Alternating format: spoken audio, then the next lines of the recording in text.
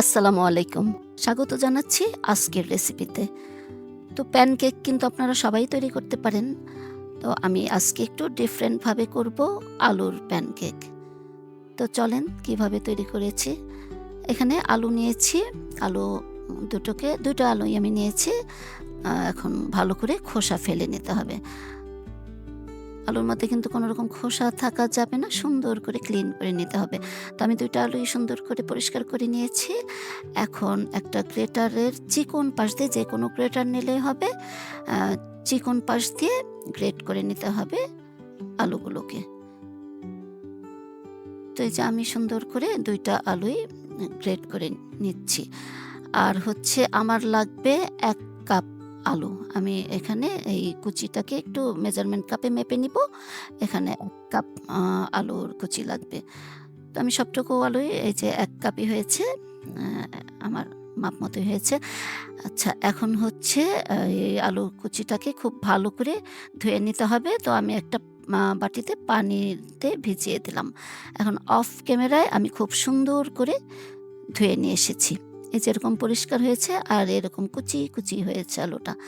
আচ্ছা, এখন যেটা করতে হবে, এখানে আমি বেশ কিছু আ আইস দিয়ে দেব। কারণ আলু এই বরফ পানিতে ভিজিয়ে রাখতে হবে ০.৫ ঘন্টা। তো আমি ০.৫ ঘন্টার জন্য রেখে দিলাম এই যে বরফ পানির মধ্যে।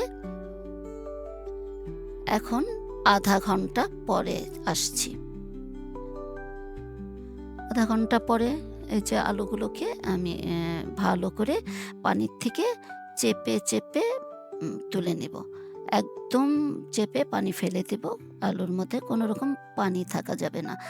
তো আমি এরকম করে হাতে যতটুকু সম্ভব চেপে, চেপে পানি ফেলে দিচ্ছি। তো সবটুকু আলু আমি এরকম করেই অ্যা চেপে নিয়েছি।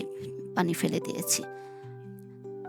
এই যে আলু কিন্তু এরকম হয়েছে, পানি কিন্তু নাই। তারপরেও হালকা যে ভেজা ভাব আছে সেটার জন্য আমি এরকম একটা কিচেন টিস্যুর উপরে ছড়িয়ে দেব পুরো আলুটা।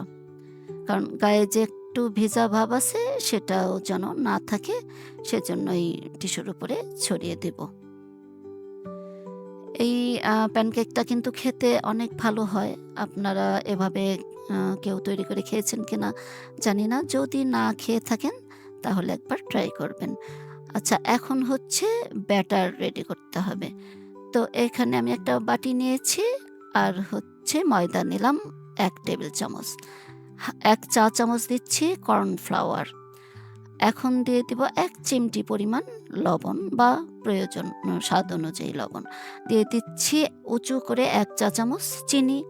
আর এটা দিলাম হচ্ছে দারুচিনির গুঁড়া। এখানে শুধুই দারুচিনি আছে। ১/২ চা চামচ দারুচিনির গুঁড়া দিলাম। এখন দিয়ে দিলাম ২ টা ডিম। এখন খুব ভালো করে এই ব্যাটারটাকে মিশিয়ে নিতে হবে যেন কোনো রকম এই ময়দা বা কর্নফ্লাওয়ারের দলা না থাকে। খুব ভালো করে মেশাতে হবে। প্রয়োজনে হাত দিয়ে আ মেখে নিতে হবে, মিশিয়ে নিতে হবে। এই যে আমি কিন্তু খুব সুন্দর করে এটাকে আ গুলিয়ে নিয়েছি। কোনো রকম আর উম ময়দার দলা-টলা কিছু নেই। এখন ঢেকে রাখবো ১০ মিনিটের জন্য। আচ্ছা, এই যে এখন আলু যে উম হয়েছে, টিস্যুর উপরে দিয়েছিলাম, আলুর পানিগুলো কিন্তু টিস্যু টেনে নিয়েছে, একদম ঝরঝরা হয়েছে। এখানে আর আলুর গায়ে কোনো রকম পানি নেই।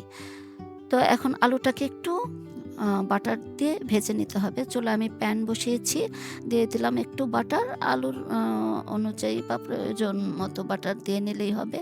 তো এই আলুটাকে এখন আমি বাটারে একটু ভেজে নেব। হালকা করে ভাজবো, অত বেশি কড়া করে ভাজার দরকার নেই। হালকা করে ভেজে এটাকে কিন্তু ঠান্ডা করে নিতে হবে। গরম অবস্থায় ব্যাটারে এই আলুটা দেওয়া যাবে না। তো এই যে এখন কিন্তু ঠান্ডা হয়ে গিয়েছে। এখন হচ্ছে আমি ওই যে গুলিয়ে রেখেছিলাম ব্যাটার, সেটার মধ্যে আলুর গুলোকে দিয়ে মিশিয়ে নিব।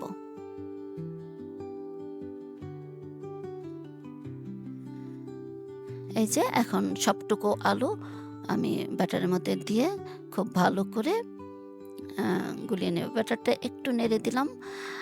কারণ কিছুক্ষণ আগে তো গুলিয়ে রেখেছিলাম। এখন আলুর সঙ্গে খুব ভালো করে মিশিয়ে নিতে হবে। তো এই যে আমার কিন্তু একদমই রেডি হয়ে গিয়েছে প্যানকেক তৈরি করার জন্য।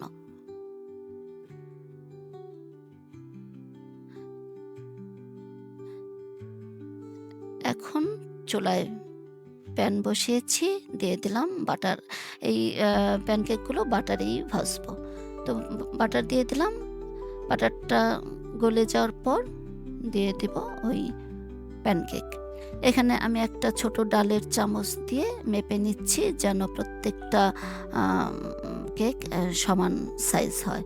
তো এই যে এরকম করে সুন্দর একটা শেপ করে নিতে হবে, গোল শেপ। তো এই যে আমি চামচ দিয়ে প্রথমে এভাবে দিয়ে দিচ্ছি, পরে স্প্যাচুলার দিয়ে ওই সাইডগুলোকে সমান করে সুন্দর গোল শেপে নিয়ে আসছি। তো আমি একটা খুব ভালোভাবে আস্তে ধীরে আপনাদেরকে দেখিয়ে দিলাম যে কিভাবে এটা দিব। তো এই যে এরকম করে আবার স্প্যাচুলার দিয়ে একটু সুন্দর করে সমান করে যেন সব সাইডে একই সমান হয়, আম উঁচা নিচু না হয়। তো এই প্রত্যেকটা সাইড ৪ থেকে ৫ মিনিট লো হিটে ভেজে নিতে হবে। তো সবগুলো কেক আমি এরকম করে ভেজে নিয়েছি। আমার সবটুকু ব্যাটারে ৫ টা প্যানকেক হয়েছে।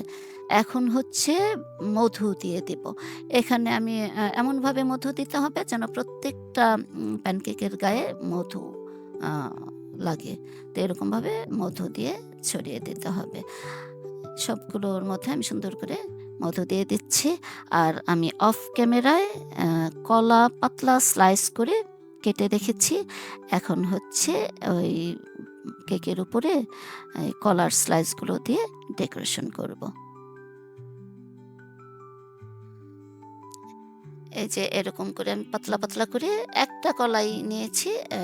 এরকম পাতলা করে কেটে প্রত্যেক কেকের উপরে এরকম করে কলা দিয়ে ছড়িয়ে দিলাম।